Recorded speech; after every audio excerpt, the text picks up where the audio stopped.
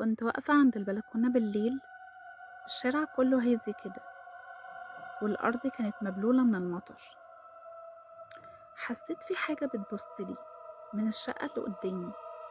حد واقف هناك بس مش بيتحرك، بس وجوده كان حقيقي. قلبي وقع، وكل ما احاول ابص تاني الاقيه يختفي. يلا بينا نبدأ الحكاية.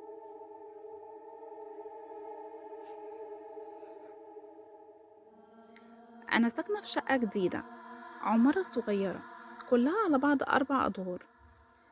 السكان كلهم تقريبا عارفين بعض. الشقة اللي قدامي كانت مقفولة بقالها سنين، ولا حد بيتحرك فيها. لكن من أول ليلة شتوية حسيت بحاجة غريبة. كل ليلة تقريبا الساعة 12 بالليل تبدأ الأصوات، خطوات خفيفة، كأن في حد بيتحرك حوالين الشقة. مفيش ضحك، مفيش أصوات، بس حاسة إن في حاجة. قلبي فضل يدق بسرعة كل مرة أحس فيها. بدأت أبص من الشباك. في البداية ما كنتش شايفة حد، بس بعد كام يوم ظهرت حركة وناس غريبة. هما شكلهم طبيعي، لكن في حاجة غلط. حركاتهم مش طبيعية،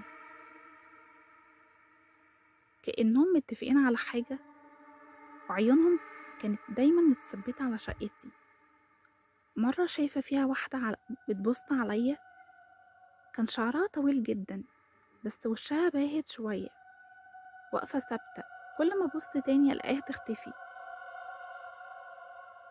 الجو حواليا بقى تقيل أكتر. في يوم وأنا راجعة من السوق، الأرض كلها كانت غرقانة مطر. شفت راجل طويل كان واقف عند مدخل العمارة وشايل صندوق خشب صغير. بصلي كده بس مفيش أي تعبير على وشه. عديت بسرعة، ولما بصيت تاني لقيته اختفى فجأة. بدأ الفضول ياخدني.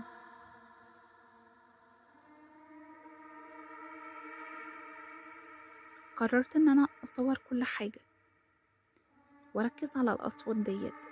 كانت الأصوات دي من الساعة 12 بالليل لحد 1 بالليل، وكل ما أصور مفيش أي حاجة بتتحرك في الفيديو.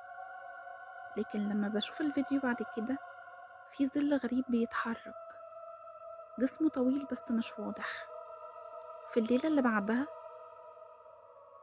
سمعت صوت خبط غريب، بس الصوت ده كان على باب شقتي. قلت لنفسي أكيد حد من الجيران بيخبط عليا، بس لما فتحت ما كانش فيه حد. ولما بصيت لفوق كان في راجل طويل واقف بيبصلي بطريقة غريبة. وفي نفس اللحظة ظهر شخص تاني بس كان أقصر شوية، بس وشه ما كانش واضح. ولما حاولت أصرخ اختفوا من قدامي. بقيت كل يوم أحس إن هما بيراقبوني، بس هما مش بيكلموني ومش بيحركوا أي حاجة، بس وجودهم لوحده يرعب. حتى لما نزلت أسأل الجيران كلهم قالوا الشقة اللي قدامك دي مقفولة من زمان. كنت فاكرة إن أنا بهزر، أو إن أنا بشوف حاجة كده، أنا عندي حاجة مثلا. لحد ما بدأت ألاقي حاجة غريبة على البلكونة بتاعتي. ورقة صغيرة مكتوب عليها بحروف غريبة، علامات خفيفة على الأرض، كأن حد مسك حاجة كبيرة.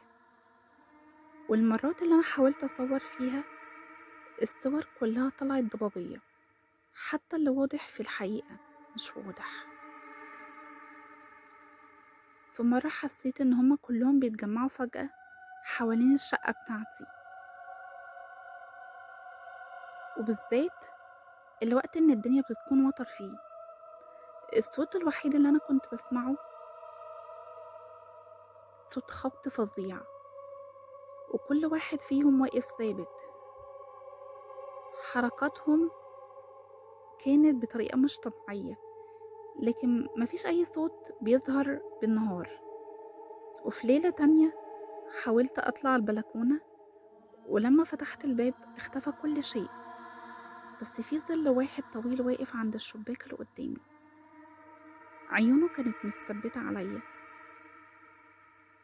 حسيت وقتها إن أنا مش قادرة أتحرك، وبعد كده بدأت أحس بحركاتهم في البيت. ولما صحيت من النوم فجأة بحس إن في حد بيبصلي من آخر الأوضة. الظل اللي أنا كنت بشوفه من الشباك بدأ يظهر في المراية أحيانا، مش كل الوقت.